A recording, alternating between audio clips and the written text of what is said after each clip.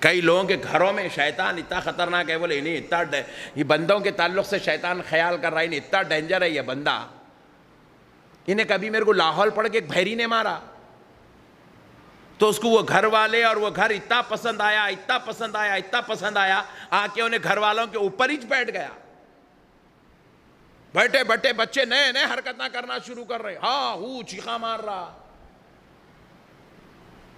پکڑ کے لائے اس کو، کیا ہوا اس کو؟ بولے مول صاحب اس کے اوپر جن کا سایہ ہوگا۔ آہا، کئی کو ہوتا صاحب جن کا سایہ؟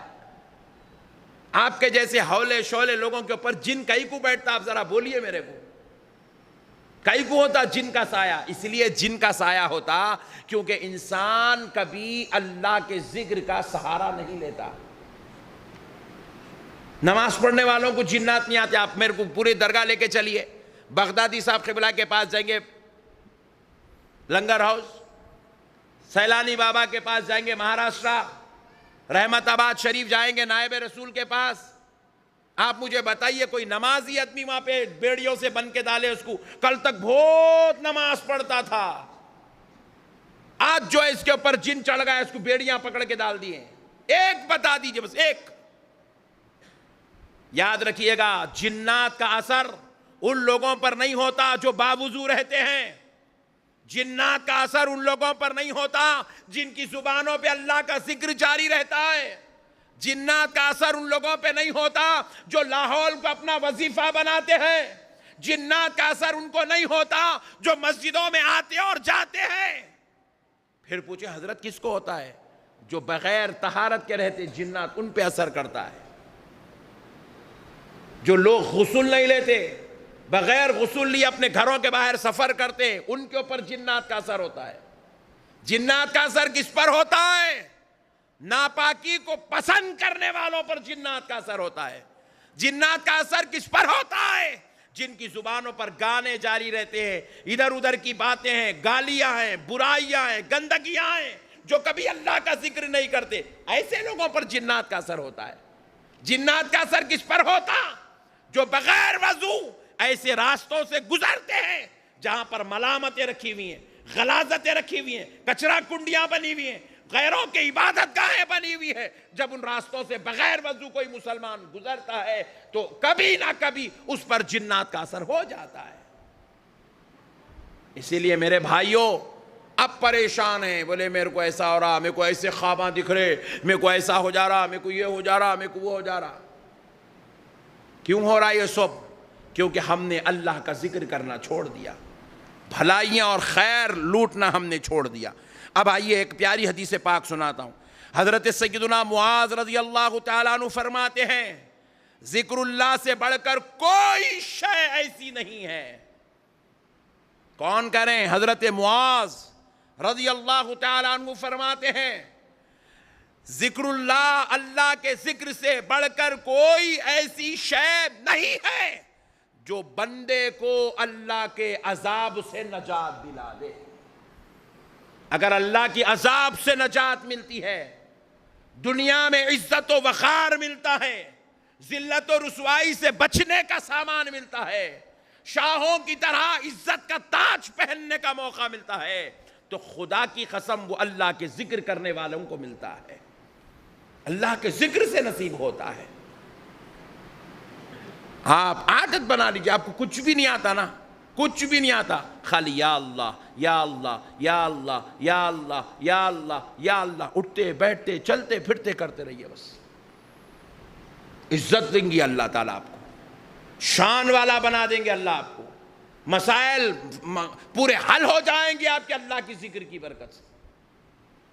میرے پیارے بزرگ اور دوستوں، حضرت ثوبان رضی اللہ تعالیٰ عنہ فرماتے ہیں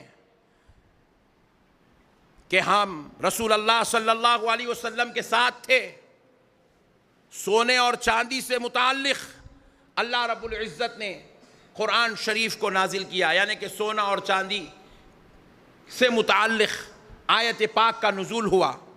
تو پھر ہم نے رسول اللہ صلی اللہ علیہ وسلم کے سوال کیا، یا رسول اللہ صلی اللہ علیہ وسلم سونے اور چاندی کے بارے میں تو آیت نازل ہو گئی، اگر ہم جان لیں کہ کون سا مال بہتر ہے تو ہم اسے اختیار کر لیں گے۔ یا رسول اللہ آپ بتائیں سونے اور چاندی میں اگر کامیابی نہیں ہے، خیر نہیں ہے، بھلائی نہیں ہے، اگر خیر ہوتی بھلائی ہوتی تو مرنے والا اپنے ساتھ سونا خبر میں لے کر جاتا. الٹا یہ سونا چاندی رکھنا ایک مشکل سبب ہے. آپ پوچھے کیسے؟ ہر سال اس کی زکوٰۃ نکالنا پڑے گا. کہیں زکوٰۃ نکالنے میں اگر کوتاہی ہو جائے تو یہی سونا یہی چاندی عذاب جان بن جائے گا، دوزخ میں لے جانے کا سبب بن جائے گا، اللہ تعالیٰ کی ناراضگی کا سبب، عذاب الہی کا سبب بن جائے گا. تو پھر صحابہ نے پوچھا یا رسول اللہ وہ مال بتائیں جس کا رکھنا ہمارے لیے بہتر ہو، ہمارے لیے اللہ کے قرب کا ذریعہ ہو، ہمارے لیے کامیابی کی ضمانت ہو. ایسا مال ہم کو بتائیں جو ہمارے لیے رکھنا بہتر ہے. تو نبی پاک صلی اللہ علیہ وسلم نے اپنے صحابہ سے فرمایا اے صحابیوں سنو سنو سنو، سب سے بہتر مال جو مومن کے پاس رہے، مومن کو فائدہ پہنچاتا ہے، اس مال کا نام اللہ کا ذکر ہے. کہا یہ مال تجوریوں میں رکھنے کا مال نہیں، دلوں میں رکھنے کا مال ہے. یہ مال سنبھال سنبھال کر کمانے کا مال نہیں، یہ زبان ہلا ہلا کر نامہ اعمال میں لکھا جانے والا مال ہے. آقا نے فرمایا میرے غلاموں اللہ کا ذکر کرو، یہ چیز تمہارے لیے سب سے بہتر ہے. پھر اس کے بعد آپ اور غور کریں، حضرت سیدنا ابو ہریرہ رضی اللہ تعالیٰ عنہ سے روایت ہے، نبی مکرم صلی اللہ علیہ وسلم نے فرمایا اللہ تبارک و تعالیٰ فرماتا ہے کہ اے اولاد آدم جب تم میرا ذکر کرتا ہے، جب تو میرا ذکر کرتا ہے تو میرا شکر ادا کرتا ہے، اور اے اولاد آدم جب تو میرا ذکر چھوڑ دیتا ہے، مجھے یاد نہیں کرتا، میرا ذکر نہیں کرتا، میرے لیے اپنی زبانوں کو معطر اور تر نہیں کرتا، تو پھر سن لے اولاد آدم تو میری ناشکری کرتا ہے. اللہ اکبر. اب آپ اندازہ کیجئے ذکر کرنا شکر گزاری کی علامت ہے، شکر گزار بندوں کی نشانی ہے. اللہ کے شاکر بندے وہ ہیں جو اللہ کا ذکر کرتے ہیں، ذاکر بن جاتے ہیں، اور ناشکرے بندے وہ ہیں جو اللہ کا ذکر کرنا بھول جاتے ہیں. اب آپ اندازہ کیجئے ہم شاکروں میں سے ہیں یا ناشکروں میں سے ہیں، اللہ کو راضی کرنے والوں میں سے ہیں یا ناراض کرنے والوں میں سے ہیں، اللہ کے محبوبوں میں سے ہیں یا اللہ تبارک و تعالیٰ کو ناراض کرنے والوں میں سے ہیں. میرے پیارے بھائیوں، اس لیے آپ سے گزارش ہے اٹھتے بیٹھتے چلتے پھرتے ہر وقت اللہ کا ذکر کریں.